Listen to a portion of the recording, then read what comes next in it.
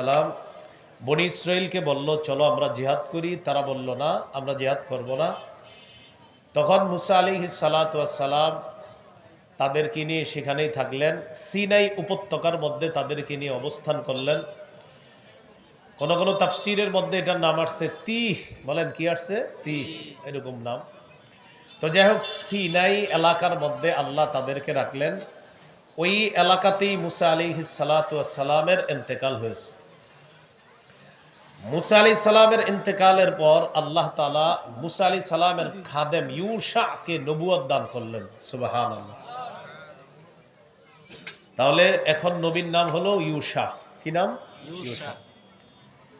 Yusha আলাইহিস সালাতু ওয়াস সালাম বুঝিয়ে শুনিয়ে একদল মুজাহিদ নিয়ে আমালিকা সম্প্রদায়ের বিরুদ্ধে জিহাদ করে ফিলিস্তিন উদ্ধার করেছে। সুবহানাল্লাহ। কোন নবী? ইউশা। এবার ফিলিস্তিন উদ্ধার করার পর ইউশা আলাইহিস সালাতু ওয়াস সালাম নবী হিসাবে জাতির দায়িত্ব পালন করেন। বিভিন্ন বিষয়ের মীমাংসার জন্য তিনি কি করতেন? বিভিন্ন এলাকায় কাজী নিয়োগ করতেন, বিচারপতি নিয়োগ করতেন। যেমন আমাদের দেশের প্রধান, যে উনি কি পুরা দেশ একা চালাইতে পারবে না, ওনার অনেক লোক লাগবে। যেমন গাজীপুর আপনাদের দায়িত্বশীল লাগে, পাশের এলাকারও দায়িত্বশীল লাগে। এমন ইউশা আলাইহিস সালাতু ওয়াস সালাম এক তো নবী, তো পাশাপাশি উনি বিভিন্ন এলাকার সমস্যার সমাধানের জন্য উনি কি করতেন? বিচারক নিয়োগ করতেন। তাদেরকে বলা হয় কাজী। কি বলা হয়?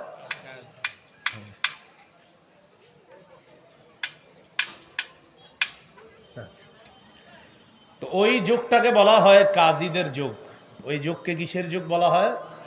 কাজীদের যুগ বলা হয়। এই কথাটা একটু মনে রাখবেন। ওই যুগটাকে কাজীদের যুগ কেন বলে? কারণ বিচারকরাই সব বিচার কাজ করত। মনে করেন এইখানে কিন্তু আপনার প্রতিনিধি আছে, এখানের মেয়র হয়, কমিশনার হয়, মেম্বার হয়, চেয়ারম্যান হয়, কাজী হয়, বিচারক হয়, কিন্তু তৎকালীন সমস্ত কাজ কারবারের দায়িত্ব শুধু বিচারকরা পালন করত বিভিন্ন এলাকায়। ইউশা আলাইহিস সালাতু ওয়াস সালাম ইন্তেকাল করলেন, তিনি দুনিয়া থেকে চলে গেলেন। তাহলে আলোচনা বুঝে থাকলে বলেন, ইউশা নবী চলে যাওয়ার পর দেশ চালাইতেছে তখন কারা? কাজীরা। কারা? কাজীরা, বিচারকরা। কিন্তু বিচারকদের এই দেশ চালানো আশেপাশের মানুষরা মেনে নিতে পারে না। তাদের দাবি হলো একজন শাসক লাগবে। কি লাগবে? শাসক। তখন তারা প্রায় সময় ফিলিস্তিনের উপর হামলা করত। চারদিক থেকে তারা ফিলিস্তিনের উপর হামলা চালাইতো, হামলা করত। ফিলিস্তিনের উপর যখন তারা হামলা করত চারদিক থেকে, এইভাবে হামলা করতে করতে কাজীদেরকে তারা পুরা পেরেশানির মধ্যে ফেলে রাখত। এক পর্যায়ে ফিলিস্তিনের একটা সম্প্রদায় হলো পৌত্তলিক সম্প্রদায়। কি সম্প্রদায়? পৌত্তলিক। এই পৌত্তলিকরা কি করলো? ফিলিস্তিনের উপর কঠিন একটা হামলা চালায়া তাদেরকে পর্যদস্ত করে ফেললো, তাদেরকে কাবু করে ফেললো। আর ওই কাজীদের মধ্যে একটা বরকতপূর্ণ সিন্দুক ছিল, এই সিন্দুকটাকে বলা হয় তাবুত। কি বলা হয়? বলছিলাম নি আগে, তাবুত। তারা যখন কোনো যুদ্ধ করত, জিহাদ করত বনি ইসরাইল, এই তাবুত বা সিন্দুকটাকে তারা বরকত হিসাবে সামনে রাখত। এই সিন্দুকের মধ্যে ছিল মুসা নবী আর হারুন নবীর স্মৃতি বিজড়িত অনেক কিছু। এই সিন্দুকের মধ্যে তাওরাতের কপি ছিল। এই সিন্দুকের মধ্যে আল্লাহ প্রদত্ত অনেক নিয়ামত ছিল। জিহাদের ময়দানে সিন্দুকটাকে তারা সামনে রাখত বরকত হিসাবে, এবং আল্লাহ তাআলা ঠিকই তাদেরকে ভরপুর বরকত দান করতেন। কিন্তু পৌত্তলিক সম্প্রদায়, আচ্ছা থাক থাক ভাই, না না না না না না না, এটা তো বলা যাবে না, এটা তো তাদের কাজ। আমাদের কারণে আরেকজনকে এটা বলা যাবে না। আমার খারাপ লাগতেছে, কিন্তু মাসালা হলো এটা ওনার কাজ। এখন ওনার কাজে আপনি নিষেধ করা যাবে না। ভদ্রভাবে বললে শুনলে ঠিক আছে, কিন্তু না শুনলে বাধা দেওয়া যাবে না, কারণ এটা ওনার কাজ। তো এখন সিন্দুক যেটা সামনে রাখতো, সামনে রাখার পর এটা বরকতি হিসাবে সামনে রাখতো সিন্দুকটা। পৌত্তলিক সম্প্রদায় আক্রমণ চালিয়ে কাজীদেরকে কাবু করে ফেললো। শুধু তাই নয়, ওই সিন্দুকটাও তারা লুট করে নিয়ে নিল। কোন সিন্দুক? যেই সিন্দুক বরকত হিসাবে তারা সামনে রাখত। আলোচনা বুঝে থাকলে বলেন, সিন্দুক নিয়ে গেল মানে তাওরাতের কপিও সিন্দুকের ভিতরে, মুসা নবীর স্মৃতি সিন্দুকের ভিতরে, হারুন নবীর স্মৃতি সিন্দুকের ভিতরে, আল্লাহ প্রদত্ত অনেক নেয়ামত সিন্দুকের ভিতরে। সিন্দুক লুট হওয়া মানে সব নেয়ামতগুলা লুট করে নিয়ে গেল। তাহলে পেরেশানি অনেকগুলা। এক, কাজী সাহেবদের ক্ষমতা শেষ হয়ে গেল। দুই, বরকতি সিন্দুক বাক্স এটা লুট করে নিয়ে গেল। কাজীদের মধ্যে একজন কাজী ছিলেন, তার নাম ছিল শামউইল। বলেন কি নাম? আবার বলেন। আল্লাহ তাআলা তাকে নবুয়ত দান করলেন। সুবহানাল্লাহ। এই হলো শামউইল আলাইহিস সালাতু ওয়াস সালাম, যেটা আপনাদেরকে আমি প্রথমে শিখাইছি। মুসা, ইউশা, শামউইল। শামউইল আলাইহিস সালাতু ওয়াস সালাম নবুয়ত পাওয়ার পর তখন তিনি তার আমলেও তিনি চেষ্টা করতেছে কিভাবে সিন্দুক উদ্ধার করা যায়, কিভাবে আবার শান্তি শৃঙ্খলা ফিরিয়ে আনা যায়, কিন্তু কোনোভাবেই সম্ভব হচ্ছে না। ওই আমলেও চারদিক থেকে প্রচুর পরিমাণে আক্রমণ চলতো, শামউইল নবীর আমলেও। ইতিমধ্যে বনী ইসরাইল শামউইল নবীর কাছে একটা আবদার জানাইল, ও শামউইল, আপনি এক কাজ করেন, আমাদের জন্য একজন বাদশাহ নিযুক্ত করেন। কি নিযুক্ত করেন? বাদশাহ, একজন শাসক, একজন বাদশাহ। কেন? আমরা ওই বাদশাকে নেতা মেনে তার পতাকা তলে আমরা লড়াই করব, যুদ্ধ করব, পত্তলিকদের বিরুদ্ধে যুদ্ধ করে আমরা আমাদের হারানো ঐতিহ্য ফিরিয়ে আনবো, বাইতুল মুকাদ্দাস উদ্ধার করব, ফিলিস্তিন উদ্ধার করব। কিন্তু শর্ত হলো আপনি একজন বাদশাহ, শাসক, একজন নেতা নিযুক্ত করে দেন, যেই নেতার পতাকা তলে আমরা লড়াই করব। এতটুকু আলোচনা বুঝছেন সবাই? শামউইল আলাইহিস সালাতু ওয়াস সালাম তাদেরকে বললেন, এটা কি অসম্ভব? তোমাদেরকে যদি নেতা নিযুক্ত করে দেওয়া হয় আর তোমাদের উপর যদি জিহাদ ফরজ করা হয়, আমার তো মনে হয় তোমরা পিছু হটবা। কি বললেন? এটা অসম্ভব নয় যে জিহাদ ফরজ করা হলে তোমরা পিছু হটবা। তারা জবাব দিলেন, না, আমরা পিছু হটব না। আমাদেরকে আমাদের ঘর বাড়ি থেকে বের করে দেওয়া হয়েছে, আমরা কেন পিছু হটবো? আমাদের ঘর বাড়ি, আমাদের ফিলিস্তিন, আমাদের বাইতুল মুকাদ্দাস আমরা আবার চাই, আমরা পিছু হটব না। শামউইল আলাইহিস সালাতু ওয়াস সালাম আল্লাহর কাছে দোয়া করলেন, আল্লাহ তাআলা দোয়া কবুল করলেন। তাদের জন্য একজন বাদশাহ আল্লাহ নিযুক্ত করলেন, ওই বাদশার নাম তালুত। কি নাম? বলছিলাম নি আগে? তাহলে যারা প্রথম কথাগুলো ভালো করে শুনছেন এরা আলোচনা সহজে বুঝবেন।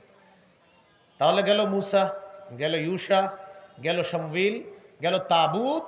এবার শামউইল নবী দোয়া করার পর আল্লাহ তাআলা একজন বাদশাহ নিযুক্ত করলেন, নাম হলো তালুত। ত আলিফ জবর ত, লাম ইয়া পেশ লু, এরপরে হলো তা, তালুত। তালুতকে বাদশাহ নিযুক্ত করার পর বনী ইসরাইল বলল, হ্যাঁ রে, আমরা বাদশাহ মানি না। কেন মানো না? কয়, হ্যাঁ রে, কি যোগ্যতায় বাদশাহ বানানো হয়েছে? তার টাকা পয়সাও নাই, সে যে অনেক বড় কিছু এমনও না, তার কোন যোগ্যতায় আপনি হইল এটা কোনো বাদশাহ বানায় দিলেন? অথচ তারাই বলছিল একজন বাদশাহ বানান। তখন শামউইল নবী বললেন, দেখো, আল্লাহ তাআলা কাউকে যখন বাদশাহ বানায় তখন তার অনেক টাকা পয়সা ইত্যাদি এগুলা দেখে না। তালুতকে আল্লাহ তাআলা তোমাদের বাদশাহ বানিয়েছেন, তালুতের দুইটা গুণ আছে। এক হলো তার এলেম আছে। সুবহানাল্লাহ। কি আছে? এলেম আছে। এটা হলো এক নাম্বার গুণ। এই জন্য বাংলাদেশের ভবিষ্যৎ যাদেরকে দায়িত্ব দিবেন তাদের মধ্যে দেখবেন ধর্মীয় এলেম আছে কিনা, তাহলে চুরি বাটপারি থাকবে না। আপনারা ঘুরে ঘুরে ঠিক ঠিক বইলেও তো আবার ওইটাই করেন। যার মধ্যে কোরআনের জ্ঞান আছে, হাদিসের জ্ঞান আছে, তার মাঝে আল্লাহর ভয় আছে, আল্লাহর ভয় যার মধ্যে আছে সে রাস্তার মধ্যে রডের পরিবর্তে বাঁশ দিবে না। এতটুকু নিশ্চিত থাকবেন। তালুতকে আল্লাহ তাআলা বাদশাহ নিযুক্ত করছেন, শাসক নিযুক্ত করছেন। কয় গুণ আছে তার? তার এলেম আছে, আর তার দেহ আছে, শরীর আছে, দেখতে মাশাআল্লাহ একজন মুজাহিদ যোদ্ধা। সুবহানাল্লাহ। এরপরে বললেন, আল্লাহ যাকে ইচ্ছা তাকে রাজত্ব দান করেন, তোমরা মেনে নাও। এই কথা বলার পর বনী ইসরাইল কয়, আমগো তো মন চাইতেছে না তারে বাদশাহ মানতে। এবার শামউইল নবী বললেন, শোনো, তিনি যে একজন বাদশা, এটার একটা আলামত আছে। কি আলামত? তোমাদের হারিয়ে যাওয়া যে সিন্দুকটা আছে, যেটা তোমরা সামনে রাইখা লড়াই করতা, যুদ্ধ করতা, তোমরা যদি তালুতের সাথে লড়াই করো, যুদ্ধ করো, যুদ্ধের আগেই ফেরেশতাদের মাধ্যমে ওই সিন্দুক আল্লাহ তোমাদের কাছে নিয়ে আসবে, আল্লাহ ফিরিয়ে দিবে। এটা হলো তালুতের বাদশা হওয়ার আলামত। বুঝছেন নি সবাই? ওই যে হারিয়ে যাওয়া সিন্দুক, এটা আল্লাহ ফেরেশতাদের মাধ্যমে ফিরিয়ে দিবে। এই কথা বলার পর তখন তারা একদল রাজি হয়ে গেল, ঠিক আছে আমরা লড়াই করব। বাদশাহ তালুত সৈনিকদেরকে নিয়ে রওনা করলেন। রওনা করার পর তাদেরকে বললেন, শোনো, এখন তোমাদের পরীক্ষা হবে। কি হবে? পরীক্ষা। এই পরীক্ষায় যারা পাশ করবে তারাই আমার সাথে সর্বশেষ জিহাদের ময়দানে যেতে পারবে, যারা ফেল করবে তারা পারবে না। প্রিয় গাজীপুরের মুসলমান ভাইয়ারা, কথা কি বুঝতেছেন? আচ্ছা, পরীক্ষাটা কি? এখন আমরা একটা নদী পাড়ি দিব। এই নদী পার হওয়ার সময় তোমাদের মধ্যে কেউ প্রচন্ড পিপাসা লাগলেও নদীর পানি পান করবা না, এটা একটা পরীক্ষা হবে। প্রচন্ড পিপাসা লাগলেও নদীর পানি পান করবা না, পরীক্ষা হবে। সাথে সাথে এটা বললেন, তবে কেউ যদি হাত দিয়ে এক আজলা পরিমাণ পানি তার হাতে এসে যায়, এটা কোনো সমস্যা নাই, কিন্তু আপনার ডক ডক করে প্রচুর পানি পান করবে যারা, তারা আমার সাথে যেতে পারবে না। ঠিক আছে, চলেন। নদী পাড়ি দেওয়ার সময় বেশিরভাগই আপনার পানি পান করলো, তারা প্রচুর পানি পান করলো। মুজাহিদের সংখ্যা হয়ে গেল একদম সামান্য। সামান্য মুজাহিদ বাহিনী ওই পাশে যাওয়ার পর বাদশাহ তালুতকে বললেন, বাদশাহ, আমাদের যেই পরিমাণ এখন আর বাকি আছে মুজাহিদ, আমরা কি পারবো? কয় সমস্যা নাই। তখন তাদের মধ্যে একদল বলতে লাগলো, কত ছোট ছোট বাহিনীকে আল্লাহ বিশাল বড় বাহিনীর বিরুদ্ধে বিজয় দান করছে, আমরা লড়াই করব। লড়াই হবে যাদের সাথে, তাদের মধ্যে সবচেয়ে বড় পালোয়ানের নাম হলো জালুত। কি নাম বলছিলাম নি আগে? জালুত।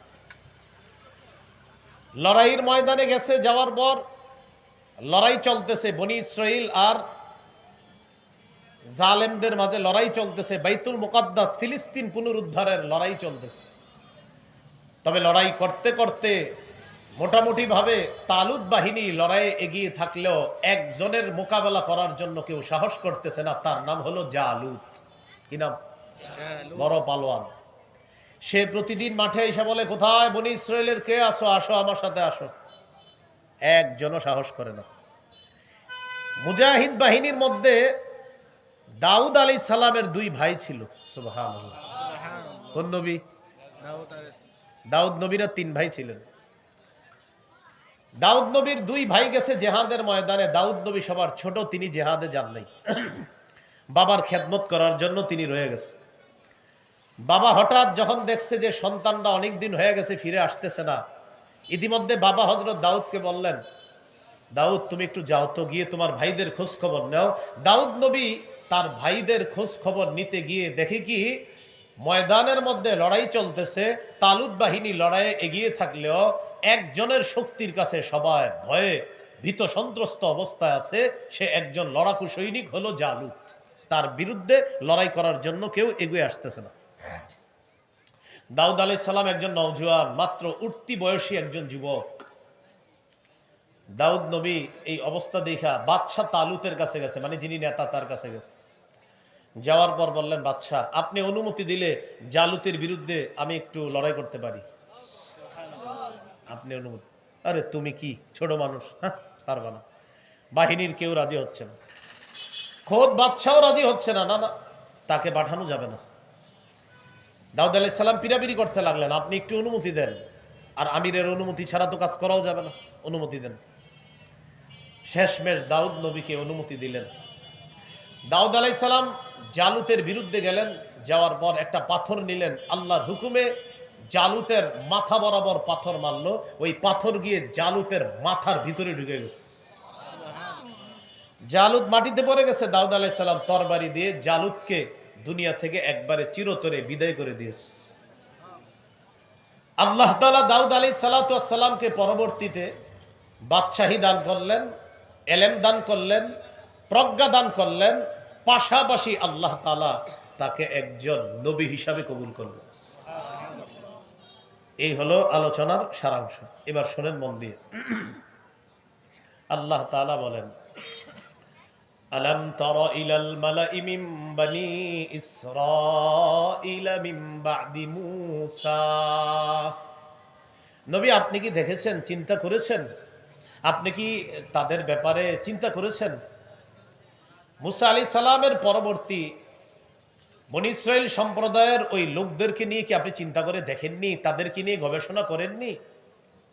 যখন তাদের মধ্যে একদল লোক বলল, ইয ক্বালু লিনাবিয়্যিন লাহুম মুবআস লানা মালিকান নুকাতিল ফী সাবিলিল্লাহ। যখন তারা তাদের মধ্যে একজন নবীকে বললেন, আপনি আমাদের জন্য একজন বাদশা নিযুক্ত করেন। বলেন তো এই নবী কোন নবী? শামউইল। কোন নবী? আমি কিন্তু শামউইলের আগের ঘটনা বলছি। মূসা নবী ইন্তেকাল করার পর ইউশাকে আল্লাহ নবুয়ত দান করলেন। ইউশা মুজাহিদদেরকে নিয়ে লড়াই করে ফিলিস্তিন দখল করলেন। ফিলিস্তিনের দায় দায়িত্ব ইউশা নবী নিলেন। ইউশা নবী বিচারক নিয়োগ করে দিলেন। বিচারকরা সমস্ত দায় দায়িত্ব পালন করত। ওই যুগকে বিচারকদের যুগ বলা হয়। কিন্তু বিচারকদের এই শাসন এটা অন্যরা মেনে নিতে পারে নাই। মেনে নিতে না পেরে চারদিক থেকে হামলা চালাইছে। হামলা চালিয়ে বনী ইসরাইলের একটা দামি জিনিস সিন্দুক, এই সিন্দুকটা তারা লুট করে নিয়ে গেছে। যে সিন্দুক ছিল বরকতি সিন্দুক। আর হলো ওই বিচারকদেরকে তারা কাবু করে ফেলছে। বিচারকদের মধ্যে একজন বিচারকের নাম ছিল শামউইল। আল্লাহ তাকে নবুয়ত দান করছে। এটা বলেছিলাম না? আচ্ছা, এই দেখেন, ইয ক্বালু লিনাবিয়্যিন লাহুম মুবআস লানা মালিকান নুকাতিল ফী সাবিলিল্লাহ। যখন তারা তাদের মধ্যে একজন নবীকে বললেন, ইবআস লানা মালিকান নুকাতিল ফী সাবিলিল্লাহ। শামউইল নবীকে তারা বললেন, ইবআস লানা মালিকা, আমাদের জন্য একজন বাদশা নিযুক্ত করে দেন। নুকাতিল ফী সাবিলিল্লাহ, যে বাদশার পতাকা তলে আমরা লড়াই করব, যুদ্ধ করব। শামউইল নবী বললেন, ক্বালা হাল আসাইতুম ইন কুতিবা আলাইকুমুল কিতালু আল্লা তুকাতিলু। শামউইল নবী বললেন, এটা কি অসম্ভব তোমাদের উপর জিহাদ ফরজ করার পর তোমরা বলবা আমরা যুদ্ধ করব না? এটা কি অসম্ভব যে জিহাদ ফরজ করার পর তোমরা আর লড়াই করতে চাইবে না, তোমরা বিভিন্ন অজুহাত দেখাইবা? এটা কি অসম্ভব? মানে শামউইল নবী বললেন, তোমরা তো ওই জাতি, মূসা নবী যাদেরকে অনেক কষ্ট করেও যুদ্ধে রাজি করাইতে পারে নাই, এখন জিহাদ ফরজ হলে এটা কি অসম্ভব যে তোমরা তখন বলবা যুদ্ধ করবা না? এটা তো অসম্ভব না। আমার তো মনে হয় এটাই বলবা তোমরা। এটা শামউইল নবী বললেন। তারা জবাব দিলেন, ক্বালু ওয়া মা লানা আল্লা নুকাতিলা ফী সাবিলিল্লাহ ওয়াকাদ উখরিজনা মিন দিয়ারিনা ওয়া আবনাইনা। বনী ইসরাইল সম্প্রদায় জবাব দেয়, ওয়া মা লানা আল্লা নুকাতিলা ফী সাবিলিল্লাহ, কেন আমরা আল্লাহর রাস্তায় লড়াই করব না? ওয়াকাদ উখরিজনা মিন দিয়ারিনা, অথচ আমাদেরকে আমাদের ঘর বাড়ি থেকে বের করে দেওয়া হয়েছে। ওয়া আবনাইনা, আমাদের সন্তানদের থেকে আমাদেরকে বের করে দেওয়া হয়েছে। শামউইল নবী কি বলছিলেন? জিহাদ ফরজ করার পর তোমরা একদল বলবা যে যুদ্ধ করব না। তো তারা জবাব দিছে, না করব। এবার দেখেন কি বলে, ফালাম্মা কুতিবা আলাইহিমুল কিতাল, যখন তাদের উপর জিহাদ ফরজ করা হলো, তাওয়াল্লাউ ইল্লা কালিলাম মিনহুম, মুষ্টিময় কিছু মুজাহিদ ছাড়া সবাই পিছু হটলো। অথচ তারাই বলছিল কিন্তু জিহাদ করবে। যখন জিহাদ ফরজ করা হলো, কয়েকজন ছাড়া, কিছু সংখ্যক ছাড়া সবাই তাওয়াল্লাউ, পিছনে সরে গেল, না না আমরা জিহাদ করব না। তাহলে শামউইল নবীর অনুমান কি সঠিক ছিল কিনা? সঠিক। ওয়াল্লাহু আলিমুম বিজ্জালিমিন, আল্লাহ তাআলা জালেমদের সম্পর্কে অবগত। যারা বলে জিহাদ করব করব, কিন্তু জিহাদের হুকুম আসার পর তখন আর তারা জিহাদে যায় না, পিছনে হটে যায়, এরা জালেম। এদের ব্যাপারে আল্লাহ সম্যক অবগত। গাজীপুর আলেমরা নবীর ইজ্জতের জন্য মিছিলে ডাক দেয় আর হাত তুইলা বলে ইনশাআল্লাহ যে কোনো মূল্যে আমরা যাব। যেই মাত্র মিছিলের ডাক এসে যায় তখন কয় হুজুররা যাক, আমি বসে থাকি। আসেনি এমন? আপনারা নাই, কিন্তু ওরকম থাকতে পারে। এবার দেখেন কি বলে, وقال لهم نبيهم إن الله قد بعث لكم طالوت ملكا। তাদের নবী শামউইল বললেন, তোমাদের দাবি অনুযায়ী আল্লাহ তাআলা তোমাদের জন্য একজন বাদশা নিযুক্ত করে দিয়েছেন। সুবহানাল্লাহ। বলেন তো আপনারা বাদশার নাম কি হবে? মাশাআল্লাহ। আপনি কইলে হবে না, সাধারণ জনগণ বলতে হবে। কি নাম? তালুত। বলেন কি নাম? তালুত। তা আল্লাহ তোমাদের জন্য একজন বাদশা নিযুক্ত করে দিয়েছেন। কি নাম? কদ বাআসা লাকুম তালুতা মালিকা। আল্লাহ তোমাদের জন্য তালুত নামে এক ব্যক্তিকে বাদশা নিযুক্ত করে দিয়েছেন।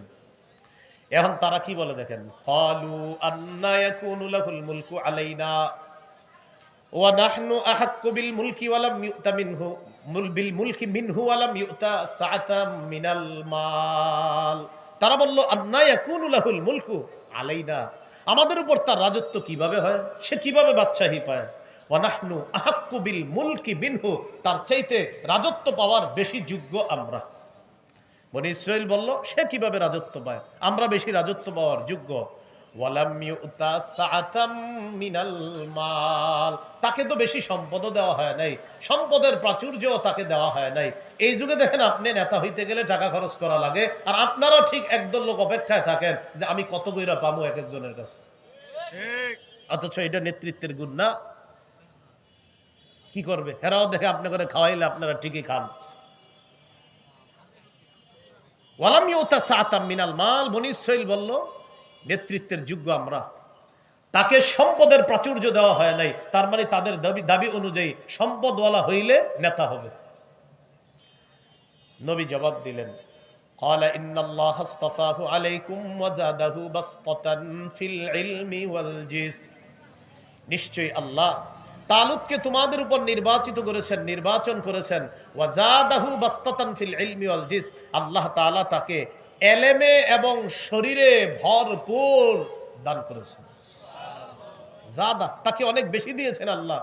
ফিল ইলমি বাসতাতান ফিল ইলম, অনেক প্রশস্ত এলেম দিয়েছেন আল্লাহ, প্রচুর বিদ্যা দিয়েছেন। ওয়াল জিসমি, দৈহিক শক্তি আল্লাহ তাকে দান করছে। তো জিহাদ করার জন্য কি টাকা দরকার না শক্তি দরকার? শক্তি। তো আল্লাহ তাআলা তাকে এটা দান করেছেন। এবার শেষে বলতেছেন, ওয়াল্লাহু ইউতি মুলকাহু মান ইয়াশা ওয়াল্লাহু ওয়াসিউন আলিম। আল্লাহ যাকে ইচ্ছা তাকে রাজত্ব দান করেন। আল্লাহ ওয়াসিউন, প্রাচুর্যের অধিকারী, আলিম, আল্লাহ সর্বজ্ঞানী। বলেন, সম্পদ কাকে দিবে না দিবে এটা জানেন কে? আল্লাহ। সমস্ত বিষয়ের খবর রাখেন কে? আল্লাহ। তাহলে এই আলোচনা থেকে আমরা শিখলাম, টাকাওয়ালা হওয়া নেতৃত্বের যোগ্যতা না, বরং বিদ্যা বুদ্ধির অধিকারী হওয়া এটা নেতৃত্বের বড় একটা যোগ্যতা। আল্লাহ আমাদেরকে কথাগুলা বুঝে আগামী নেতৃত্ব নির্বাচনের তৌফিক দান করেন। এখন তারা মানতেছে না, না তোর আন্দাজি, এরে আমরা বাদশা মানি না। শামউইল আলাইহিস সালাতু ওয়াস সালাম বললেন, তালুত যে বাদশা, এটার প্রমাণ কি? বলেন তো আপনারা, কি প্রমাণ? আলেমরা না, অন্যরা বলে। হ্যাঁ, না না, এটা এলেম তো দিছে বললাম, আরেকটা আছে, তার একটা প্রমাণ আছে। হ্যাঁ, সিন্ধুক ফিরে আসবে। মাশাআল্লাহ, কি ফিরে আসবে? সিন্ধুক। সে যে বাদশা, এটা নিদর্শন হলো তার অধীনে তোমরা লড়াই করলে তোমাদের সেই বরকতি সিন্ধুকটা ফিরে আসবে। তো দেখেন কি বলে, وقال لهم نبيهم إن آية ملكه أن يأتيكم التابوت فيه سكينة من ربكم وبقية مما ترك آل موسى وآل هارون تحمله الملائكة وقال لهم نبيهم, তাদের নবী শামউইল বললেন, ইন্না আয়াতা মুলকিহি আইয়াতিয়াকুমুত তাবুত, তালুত যে একজন বাদশা, তার বাদশাহীর নিদর্শন আলামত হলো আইয়াতিয়াকুমুত তাবুত, তোমাদের কাছে তোমাদের সিন্ধুকটা ফিরে আসবে। ফিহি সাকিনাতুম মির রাব্বিকুম, যে সিন্ধুকের মধ্যে তোমাদের জন্য তোমাদের রবের পক্ষ থেকে প্রশান্তি রয়েছে। সুবহানাল্লাহ। সিন্ধুকের ভিতর প্রশান্তি, বরকত রয়েছে।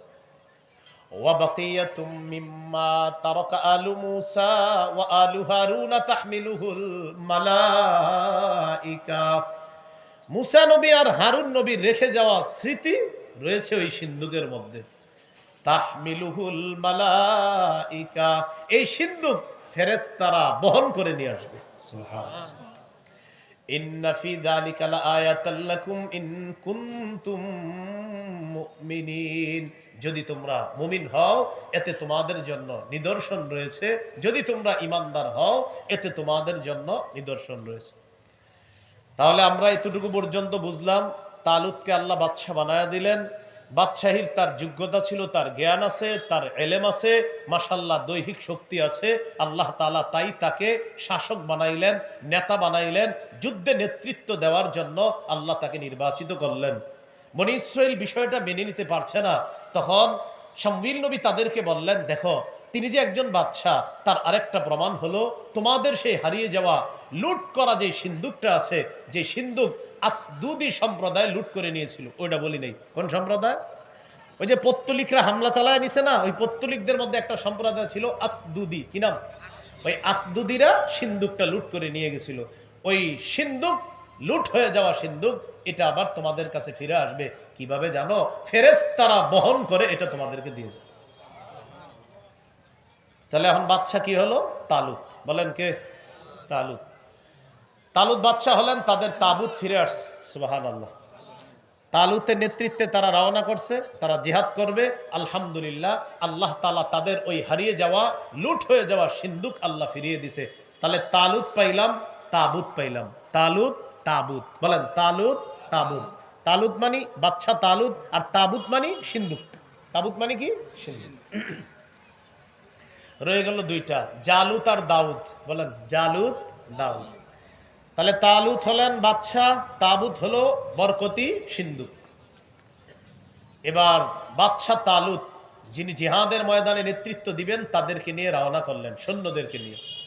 ফালাম্মা ফাসালা তালুত বিল জুনুদি ক্বালা ইন্নাল্লাহা মুবতালিকুম বিনাহার।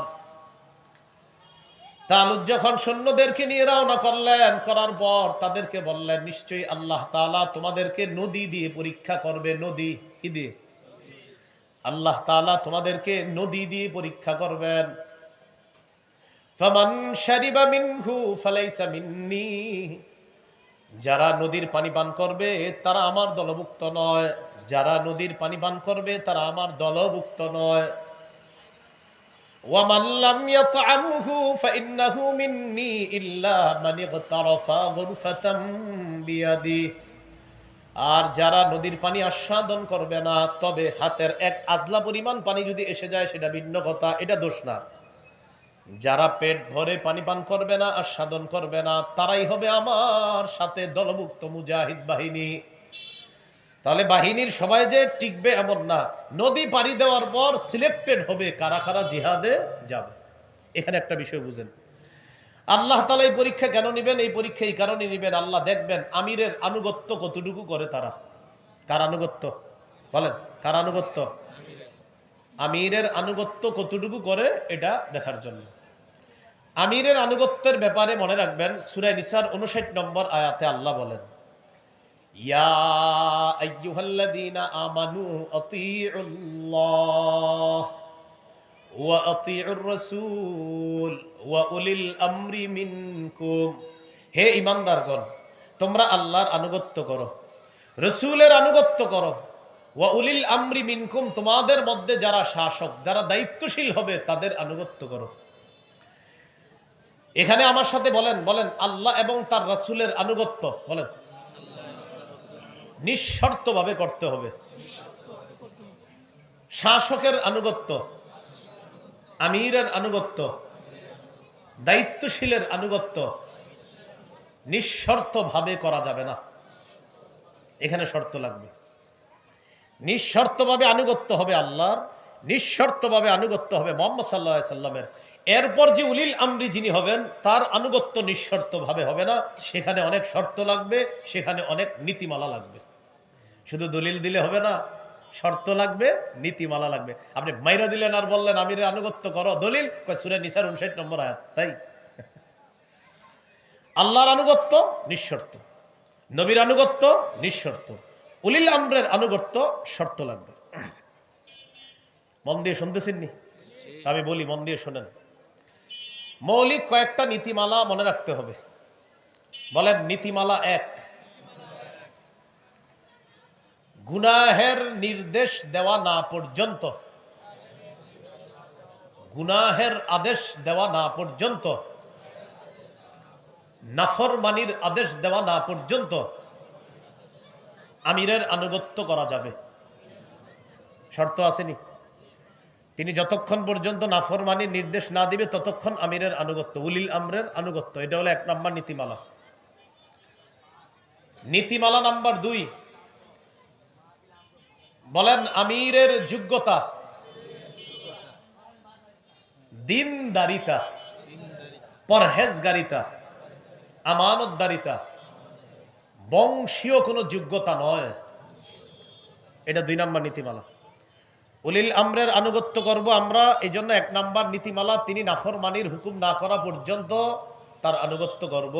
2 নম্বর নীতিমালা, তার যোগ্যতা, এটা হলো দিনদারিতা, পরহেজগারিতা, আল্লাহ ভীরুতা, কোনো বংশীয় যোগ্যতা না। এটা হলো 2 নম্বর নীতিমালা। নীতিমালা নাম্বার 3, সেটা হলো নিষিদ্ধ কোনো বিষয়ে অন্ধ অনুকরণ করা যাবে না। এটা 3 নাম্বার। বলেন, অন্ধ অনুকরণ করা যাবে না।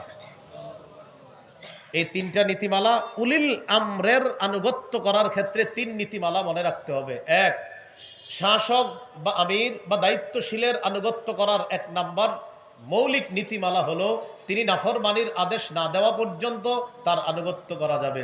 2 নাম্বার নীতিমালা, তার যোগ্যতা হবে পরহেজগারিতা, দিনদারিতা, আল্লাহ ভীরুতা, তাকওয়া অবলম্বন, কোনো বংশীয় যোগ্যতা না। 3 নাম্বার, অন্ধ অনুকরণ করা যাবে না। এটা হলো 3টা মৌলিক নীতিমালা। নীতিমালা নাম্বার 1, নাফরমানির ক্ষেত্রে তার আনুগত্য করা যাবে না। এই ব্যাপারে একটি হাদিস শুনেন, সহিহ বুখারীর বর্ণনা, 7144 নম্বর হাদিস। হাদিসের বর্ণনাকারী আব্দুল্লাহ ইবনে মাসউদ রাদিয়াল্লাহু তাআলা তিনি বলেন, আন আব্দুল্লাহ আনিন নবী সাল্লাল্লাহু আলাইহি ওয়াসাল্লাম قال السمع والطاعة على المرء المسلم فيما أحب وكره ما لم يؤمر بمعصية فإذا أمر بمعصية فلا سمع ولا طاعة। নবীজি বলেন, আস-সামউ ওয়াত তাআ আলাল মারইল মুসলিমি ফিমা আহাব্বা ওয়া কারিহা। নবী বলেন, আমিরের কথা, শাসকের কথা, দায়িত্বশীলের কথা, এটা আপনার পছন্দ হোক অথবা না হোক, এটা আপনি শুনতে হবে, মুসলমান এটা শুনতে হবে ততক্ষণ, মালাম ইউমার বিমাসিয়া, যতক্ষণ কোনো নাফরমানির হুকুম না করা হয়। নাফরমানির হুকুম যদি না হয়, সেক্ষেত্রে আমির যদি এমন কথা বলে যেটা আমার পছন্দ হচ্ছে না, সেটাও মানতে হবে, আমার পছন্দ হচ্ছে সেটাও মানতে হবে, কিন্তু সেটা নাফরমানির হুকুম যদি না হয়। হইতে পারে একটা কথা বলছে আপনারে যেটা শরীয়তে জায়েজ, কিন্তু আপনার মনে হইতেছে আমার ভালো লাগতেছে না, এটা আপনার মানতে হবে। তাহলে কি বললাম? নাফরমানির হুকুম না করা পর্যন্ত আপনার মনোভূত হোক বা না হোক, আমিরের কথা, শাসকের কথা, দায়িত্বশীলের কথা মানতে হবে, যতক্ষণ তিনি নাফরমানির হুকুম না করেন। ফাইদা উমিরা বিমাসিয়া, যখন কোন নাফরমানির হুকুম করা হয়, ফালা সামআ, কথা শোনাও যাবে না, ওয়ালা তাআতা, আনুগত্য করা যাবে না। বুঝাইছেন? ইতাআত খালি বললে হবে না। ফাইদা উমিরা বিমাসিয়া, যদি নাফরমানির হুকুম করা হয়, ফালা সামআ, তার কথা শোনাও যাবে না, ওয়ালা তাআতা, তার আনুগত্য করাও যাবে না। কথা বুঝেছেন? কথা যেটা বললাম, এটা কি আমার কথা না হাদিসের কথা? আল্লাহ মনে রাইখা সামনের দিকে চলার তৌফিক দান করেন। এই একটা দৃষ্টান্ত দিলাম যে নিঃশর্ত ভাবে আমির মানা যাবে না, শাসক মানা যাবে না, দায়িত্বশীল মানা যাবে না, নিঃশর্ত ভাবে শুধু আল্লাহকে মানবো, রসুলকে মানবো। আর একটা দৃষ্টান্ত নেন, সহিহ বুখারীর বর্ণনা, 4343 নম্বর হাদিস। এই হাদিসের বর্ণনাকারী আলী রাদিয়াল্লাহু তাআলা তিনি বলেন, عن علي بن أبي طالب رضي الله تعالى عنه বাআসান নবী সাল্লাল্লাহু আলাইহি ওয়াসাল্লাম সারিয়া, রাসূলুল্লাহ সাল্লাল্লাহু আলাইহি সাল্লাম একটা সেনাবাহিনী প্রেরণ করলেন। ওয়াস্তা'মালা আলাইহিম রাজুলাম মিনাল আনসার, এক আনসারী সাহাবীকে সেনাপতি নিযুক্ত করলেন। তাহলে সেনাবাহিনীর সেনাপতি বানাইলেন একজন আনসারী সাহাবীকে। বাস, দল চলে গেল। যাওয়ার পর মন দিয়ে শুনেন, ফাগাদিবা, সেনাপতি হঠাৎ তার বাহিনীর উপর কোনো কারণে রাগ করছে। আনসারীকে আল্লাহ রসুল সেনাপতি বানাইলেন, সেনাপতি কোনো কারণে সেনাবাহিনীর উপর রাগ করছে, আপনার ময়দানে গিয়ে রাগ করছে। রাগ করার পর সেনাপতি তাদেরকে বললেন, শোনো তোমরা, আলাইসা কদ আমারাকুমুর রাসূলুল্লাহ সাল্লাল্লাহু আলাইহি ওয়াসাল্লাম আন তুতিউনি, নবীজি কি তোমাদেরকে এই আদেশ করে নাই যে তোমরা আমার আনুগত্য করবা? ক্বালু বালা, সবাই বললেন হ্যাঁ, নবী তো এই আদেশ করেছে, আমরা আপনার আনুগত্য করব। এরপরে ওই সেনাপতি বললেন কি, এক কাজ করো, ইজমাউলি হাতবা, তোমরা লাকড়ি সংগ্রহ করো। তাহলে সেনাপতি রাগান্বিত হয়ে সেনাবাহিনীকে বলল, নবী কি তোমাদেরকে বলে নাই আমার আনুগত্য করার জন্য? সেনাবাহিনীর সবাই বলল হ্যাঁ, নবী বলেছেন আপনার আনুগত্য করতে। সেনাপতি বললেন, ইজমাউলি হাতবা, তোমরা কিছু লাকড়ি সংগ্রহ করে নিয়ে আস। ফাজামাউ, তারা লাকড়ি সংগ্রহ করে নিয়ে আসছে। লাকড়ি সংগ্রহ করে নিয়ে আসার পর, ভাই ভাই এদিক তাকান মন দিয়ে, খুব গুরুত্বপূর্ণ কথা এইটা আপনারা মন দিয়ে শোনেন, মুখস্থ রাখতে হবে এই কথাটা। আপনারা কথায় কথায় উলামায়ে কেরামের দোষ ধরেন, এদের মন দিয়ে শোনেন কথাটা। সেনাপতি বললেন লাকড়ি সংগ্রহ করো। ফাজামাউ, সেনাবাহিনীর সবাই লাকড়ি সংগ্রহ করছে। লাকড়ি সংগ্রহ করার পর সেনাপতি আমির সাহেব বললেন, আউকিদু নারা, এই লাকড়িগুলোতে আগুন ধরায় দাও। ফাআউকাদুহা, সেনাবাহিনী লাকড়িগুলার মধ্যে আগুন ধরিয়ে দিছে। আগুন ধরিয়ে দেওয়ার পর এবার সেনাপতি বললেন, উদখুলুহা, তোমরা সবাই এই আগুনের মধ্যে ঝাঁপ দাও। কোথায় ঝাঁপ দাও? আগুনে ঝাঁপ দাও সবাই। ফাহাম্মু, সবাই রেডি হয়ে গেছে আগুনে ঝাঁপ দেওয়ার জন্য, কারণ আমিরের কথা তো শুনতে হবে। অলরেডি মোটামুটি হাম্মু, তারা মানসিকভাবে প্রস্তুত, আমরা এখন আগুনে ঝাঁপ দিব। এবার আমার দিকে তাকান, কোথায় ঝাঁপ দিবে? তারা পরিপূর্ণ প্রস্তুত। এবার কি করছে দেখেন, ফাজাআলা ইউমসিকু বা'দুহুম বা'দা, একজন আরেকজনকে এইভাবে ধরতেছে আর বলতেছে, এই মানে একসাথে লাভ দিবে তো, তখন ইউমসিকু বা'দুহুম বা'দা, একজন আরেকজনকে বলতেছে, এই ওয়ায়াকুলুনা, আর বলা বলি করতে হলো, ঘটনা কি, আমরা কি আসলে ঝাঁপ দিব? বলতেছে ঝাঁপ দিব আসলে। এইভাবে বলতে বলতে আপনার তখন তারা বলতে লাগলেন, ইন্না কদ ফারারনা মিনান নারি ইলা রাসূলিল্লাহি সাল্লাল্লাহু আলাইহি ওয়াসাল্লাম, আমরা তো আগুন থেকে বাঁচার জন্য নবীর কাছে আসছি, আমরা জাহান্নামের আগুন থেকে বাঁচার জন্য নবীর কাছে আসছি। সেই নবীর কথা অনুযায়ী আমরা আপনার আনুগত্য করব, ঠিক, কিন্তু নবী এই কথা কখনো মনে হয় বলবে না যে আপনার আনুগত্য করতে গিয়ে আগুনে ঝাঁপ দিব। যেই আগুন থেকে বাঁচার জন্য আমরা নবীর কাছে আসছি, সেই নবী আমাদেরকে আগুনে ঝাঁপ দেওয়ার জন্য আপনার আনুগত্য করতে বলবে, এটা আমাদের বিশ্বাস হচ্ছে না। কথাটা কি বুঝছেন? জাহান্নামের আগুন থেকে বাঁচার জন্য যেই নবীর কাছে এসেছে, সেই নবী আপনাকে আনুগত্য করতে বলেছে, কথা সঠিক, কিন্তু আপনার আনুগত্য করতে গিয়ে আগুনে ঝাঁপ দিব আমরা, নবী আমাদেরকে এই আনুগত্য করার কথা বলতে পারে না, এটা আমাদের বিশ্বাস হচ্ছে না। ফামাজালু, তারা এইগুলা বলতে বলতে বলতে বলতে খালি কথা কাটাইতে কাটাইতে হাত্তা খামাদাতিন নার, আগুন নিভে গেছে, লাকড়ির আগুন সব নিভে গেছে। ওয়াসাকানা গদবুহু, সেনাপতির রাগও কমে গেছে, আমির সাহেবের রাগ কমে গেছে। তাহলে এদিক দিয়ে রাগও কমে গেল, আগুনও নিভে গেল। ফাবালাগান নবিয়্য সাল্লাল্লাহু আলাইহি ওয়াসাল্লাম, ব্যাপারটা আল্লাহ রাসূলের কাছে গেছে। ইয়া রাসূলুল্লাহ, এমন এমন একটা ঘটনা ঘটতে গিয়েছিল, হুজুর আপনার কাছে জানতে চাই বিষয়টা কি। নবীজি বললেন, যদি আমিরের কথা অনুযায়ী তোমরা আগুনে ঝাঁপ দিতা, কিয়ামত পর্যন্ত আর আগুন থেকে তোমরা বের হতে পারতা না, তোমরা আগুনেই চলে যেতা। পরে রসুল বললেন, শোনো, আমিরের আনুগত্য মানে সব বিষয়ে আনুগত্য করবা এমন না, আত্তাআতু ফিল মারুফ, শুধু ন্যায়সঙ্গত বিষয়ে আমিরের আনুগত্য করবা, নাফরমানির কোনো কথায় আমিরের ইতাআত আনুগত্য করা যাবে না। কি বুঝলেন? কথা কি বুঝছেন সবাই? শুধু বুঝলে হবে না, এটা আরো 10 জনকে বুঝাইতে হবে আপনার। সহিহ বুখারীর 4343 নম্বর হাদিস। তাহলে মৌলিক কয়টা নীতিমালা? তিনটা। এক নাম্বার, নিঃশর্ত আনুগত্য করা যাবে না, তিনি নাফরমানির কথা না বলা পর্যন্ত তার কথা শোনা যাবে। এই যে আগুনে ঝাঁপ দিতে বলছিল, কিন্তু নবীজি বললেন যদি তোমরা তার এই কথা শুনতা এটা হতো নাফরমানি, আর এই নাফরমানি শোনার কারণে যদি আগুনে ঝাঁপ দিতা কিয়ামত পর্যন্ত আগুনই থাকতা, সেখান থেকে আর বেরোতে পারতাম। 2 নাম্বার নীতিমালা, যোগ্যতা কোনো বংশ হবে না, বরং সে যদি দেখতে কালো হয়, সে যদি আল্লাহওয়ালা হয়, পরহেজগার হয়, তাকে তোমরা মেনে নিবা। সহিহ মুসলিমের বর্ণনা 1838 নম্বর হাদিস।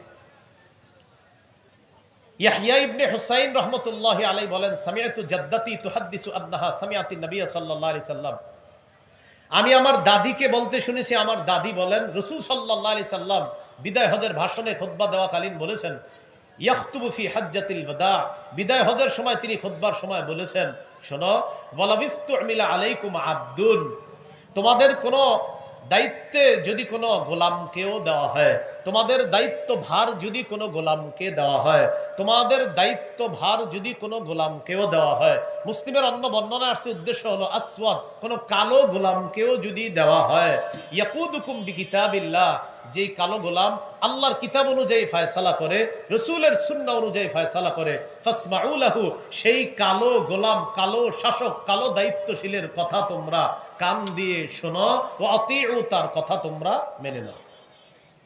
2 নাম্বার নীতিমালা। নীতিমালা নাম্বার 3 বলেন, অন্ধ অনুকরণ করা যাবে না। বলেন,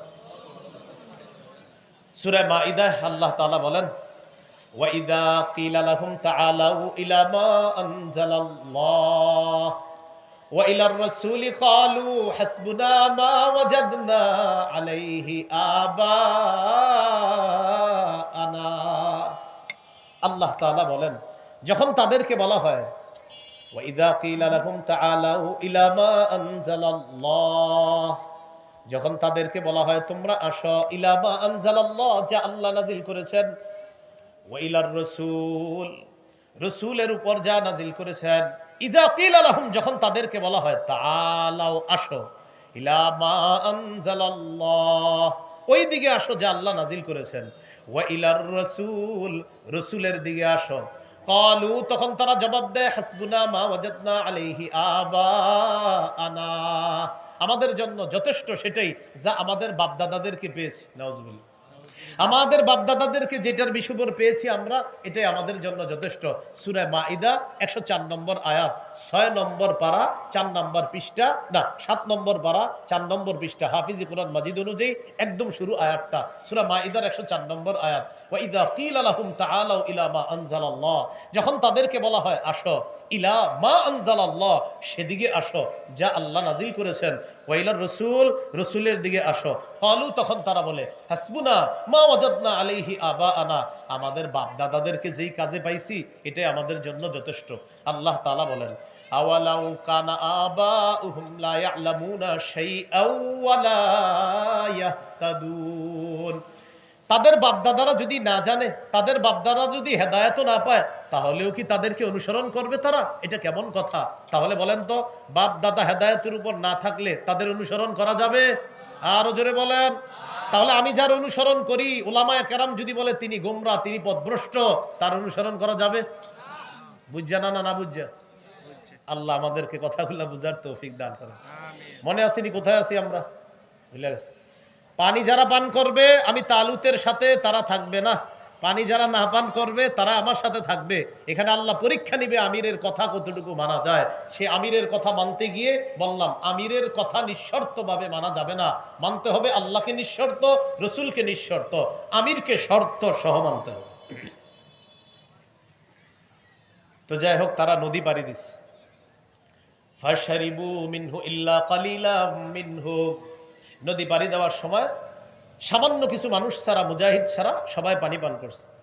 ফালাম্মা জাওয়াজাহু হুয়া ওয়াল্লাযীনা আমানু মাআ, তালুত এবং তার সাথে ঈমানদার যারা, তারা যখন নদী পাড়ি দিয়ে ওপারে চলে যায়, ক্বালু লা তাকাতা লানাল ইয়াওমা বিজালুতা ওয়া জুনুদি, মুজাহিদ বাহিনী বলতে লাগলেন, লা তাকাতা লানাল ইয়াওম, আজ আমাদের কোনো শক্তি নাই, বিজালুতা ওয়া জুনুদি, জালুতের সাথে লড়াই করার কোনো শক্তি নাই, ওয়া জুনুদিহি, তার সেনাবাহিনীর সাথে লড়াই করার কোনো শক্তি নাই।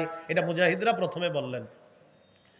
قال الذين يظنون أنهم ملاقو الله, যারা নিশ্চিতভাবে এটা বিশ্বাস করে তারা আল্লাহর সাথে সাক্ষাৎ করবে, তারা বললেন কাম মিন ফিআতিন কলিলাতিন গালাবাত ফিআতান কাসীরাতাম বিইজনিল্লাহ। যারা আল্লাহর সাথে সাক্ষাৎ করবে এই বিশ্বাস যাদের আছে তারা বললেন কত ছোট বাহিনী আল্লাহর হুকুমে বড় বাহিনীকে পরাজিত করেছে। আমরা আশাবাদী, আমরা ছোট দল হলেও ইনশাল্লাহ আল্লাহর যদি হুকুম থাকে, সাহায্য থাকে, আমরাই বিজয় লাভ করি। বদরের বাহিনী, বদরে রাসূল সাল্লাল্লাহু আলাইহি সাল্লামকে আল্লাহ বিজয় দান করছেন না? এরপরে আল্লাহ তাআলা বলেন ওয়াল্লাহু মা'আস সাবিরিন, যারা ধৈর্যশীল, যারা সবর অবলম্বন করবে, জিহাদের ময়দানে যারা ধৈর্য ধরতে পারবে, আল্লাহ তাদের সাথে আছে। বাস চলে গেল, জিহাদ শুরু হবে এবার। ওয়ালাম্মা বারাজু লিজালুত ওয়া জুনুদিহি ক্বালু রব্বানা আফরিগ আলাইনা সাবরা। ওয়ালাম্মা বারাজু লিজালুত ওয়া জুনুদিহি, তালুত বাহিনী যখন জালুত বাহিনীর সাথে লড়াইয়ে মুখোমুখি হয়ে গেল, ক্বালু রব্বানা আফরিগ আলাইনা সাবরা, মুজাহিদরা দোয়া করলেন আল্লাহ আমাদেরকে আপনি ধৈর্য দান করেন, আমাদের উপর আপনি ধৈর্য ঢেলে দেন। আফরিক ঢেলে দেওয়া, ধৈর্য ঢেলে দেন। ওয়াসাব্বিত আকদামানা, আমাদের পাগুলা আপনি মজবুত রাখেন জিহাদের ময়দানে। ওয়ানসুরনা আলাল কওমিল কাফিরিন, কাফেরদের বিরুদ্ধে আমাদেরকে আপনি সাহায্য করেন। ফাহাজামুহুম বিইজনিল্লাহ, ফাহাজামুহুম বিইজনিল্লাহ, আল্লাহর হুকুমে তালুত বাহিনী জালুত বাহিনীকে পরাজিত করে দিল। কিভাবে? ওয়াকাতালা দাউদু জালুতা, দাউদ নবী জালুতকে হত্যা করছে। কিভাবে হত্যা করছে মনে আসেনি? দাউদ নবীর দুই ভাই জিহাদের ময়দানে আছে, ওই দুই ভাইকে খুঁজতে আসছে। দাউদ নবী এসে দেখে জালুত খালি হুমকি ধুমকি দিচ্ছে, কে আসো আসো আমার সাথে লড়াই করার জন্য। তখন তালুতের কাছে অনুমতি চাইছে দাউদ নবী, প্রথমে অনুমতি দিতে চায় নাই, ছোট্ট মানুষ। অনুমতি দেওয়ার পর একটা পাথর মারলেন, পাথর মারার পর জালুতের মাথায় লাগছে, লাগার পর সে পড়ে গেছে, তরবারি নিয়ে তাকে দুনিয়া থেকে বিদায় করে দিয়েছে। আল্লাহ বলেন কতালা দাউদ জালুতা, দাউদ জালুতকে হত্যা করেছেন। ওয়া আতাহুল্লাহুল মুলকা ওয়াল হিকমা, আল্লাহ তাআলা দাউদকে রাজত্ব দিয়েছেন, হিকমত দিয়েছেন। ওয়া আল্লামাহু মিম্মা ইয়াশা, আল্লাহ যা ইচ্ছা তাকে তা শিখিয়ে দিয়েছেন। এবার সর্বশেষ আল্লাহ বলেন আপনাদের মনে এখন আসবে একদল মানুষকে আরেকদল মানুষ এইভাবে শেষ করলো, এটা কেমন কথা বলেন তো? একদল মানুষের মধ্যে দুই দলই কি ভালো ছিল না একদল ভালো? একদল ছিল ভালো আর একদল ছিল খারাপ। আল্লাহ বলেন ওয়ালাউলা দাফউল্লাহিন নাস বা'দাহুম বিবাদিল ফাসাদাতিল আরদ ওয়ালাকিন্নাল্লাহা যু ফাদলিন আলাল আলামিন। আল্লাহ তাআলা যদি কতক মানুষকে কতক মানুষ দ্বারা প্রতিহত না করতেন, আল্লাহ তাআলা যদি কিছু মানুষকে অন্য মানুষ দ্বারা প্রতিহত না করতেন, আল্লাহ যদি জালেমদেরকে মুজাহিদদের মাধ্যমে প্রতিহত না করতেন, লাফাসাদাতিল আরদ, দুনিয়া নষ্ট হয়ে যেত। ওয়ালাকিন্নাল্লাহা যু ফাদলিন আলাল আলামিন, কিন্তু আল্লাহ তাআলা বিশ্ববাসীর উপর অনুগ্রহশীল, তাই জালেমদেরকে মুজাহিদদের মাধ্যমে খতম করে ওই ফাসাদ সৃষ্টিকারী মানুষগুলাকে সরায়া আল্লাহ বিশ্ববাসীর উপর দয়া করে অনুগ্রহ। এবার সর্বশেষ আল্লাহ বলেন তিলকা আয়াতুল্লাহ, এগুলা আল্লাহর নিদর্শন। নাতলুহা আলাইকা বিল হক, ও নবী মুহাম্মদ সাল্লাল্লাহু আলাইহি সাল্লাম, এই নিদর্শনগুলা আমি আল্লাহ আপনাকে শোনাই, তেলাওয়াত করে আপনার কাছে জানায়া দেই, আপনি এগুলা অন্যদেরকে জানায়া দিবেন। ওয়া ইন্নাকা লামিনাল মুরসালিন, আর আপনি রাসূলদের অন্তর্ভুক্ত।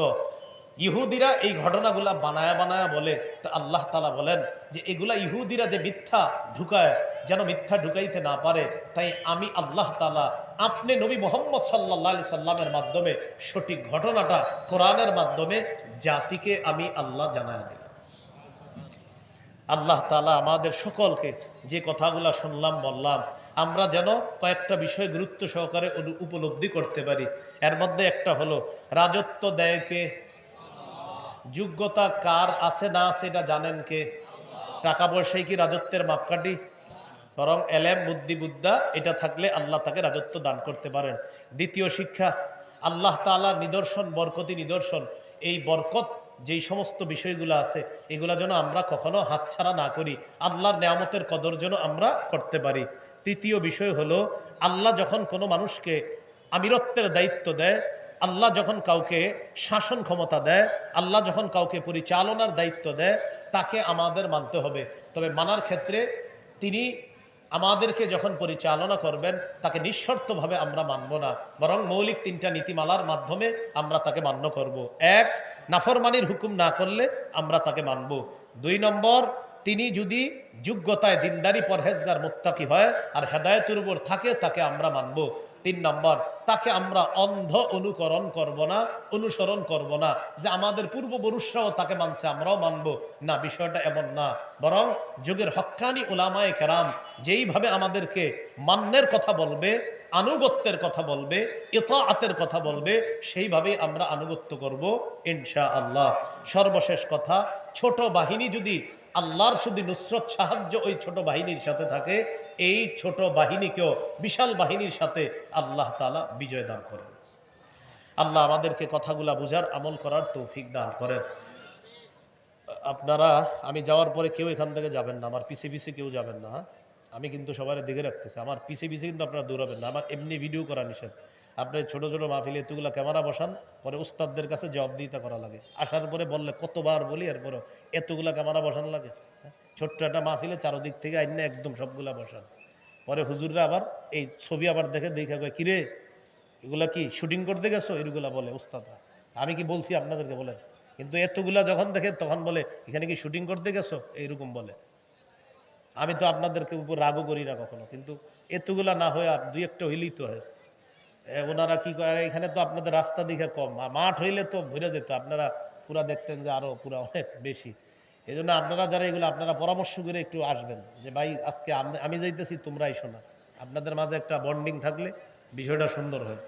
যখন এতগুলো আসেন, এই ছবিগুলো অলরেডি কারা কারা দেখবেন আপনি ছেড়ে দিয়েছে ফেসবুকে, আরিফ বিন হাবিবের মাহফিল চলতেছে গাজীপুর অমুক জায়গায়, এই ছবি অলরেডি অনেকে যাইনেও ফেলছে, তখন বলবে মাশাআল্লাহ শুটিং চলতেছে বলবে। আচ্ছা যাই হোক, তো যে কথাগুলো বললাম শুনলাম, আমল করার তৌফিক দান করেন। এখন পাগড়ি দেওয়া হবে না? আচ্ছা, এখন পাগড়ি মুরব্বীদেরকে দিয়ে দিন আসার পরে। আমি কি মুরব্বী নি? ও আচ্ছা, হুজুর আসছে, ভালো আছেন? হ্যাঁ, তাহলে দিয়ে দেন পাগড়ি দিয়ে দেন। আচ্ছা, একটু আপনারা বসেন। ও আচ্ছা, আরেকটা বিষয়, ওই যে আপনার মিম্বরের আমানত, আমার সংকলন 1 থেকে 6 খণ্ড, ওইটা আপনার এই গাড়িতে পাওয়া যায়, সংগ্রহ করতে পারেন। একটু মন দিয়ে শোনেন। প্রথম খণ্ড সন্তানের 64টা অধিকার, দ্বিতীয় খণ্ড শিরিক বেদাত, তৃতীয় খণ্ড হালাল হারাম, চতুর্থ খণ্ড স্বামীর 24টা অধিকার, স্ত্রীর 19টা অধিকার, পঞ্চম খণ্ড লা ইলাহা ইল্লাল্লাহর ব্যাখ্যা, ষষ্ঠ খণ্ড নামাজ সম্পর্কে আলোচনা। ভাই আপনারা কিন্তু কষ্ট নিয়েন না আমার উপরে, আপনারা একটু পরামর্শ করে কমায় আসবেন যে ভাই আজকে আমি যাই, অন্যদিন তোমরা যাইবা, এবারে আপনারা আসবেন। আসসালামু আলাইকুম। আলহামদুলিল্লাহ ভাই, আপনি রাস্তা বন্ধ হবে আজকে আমাদের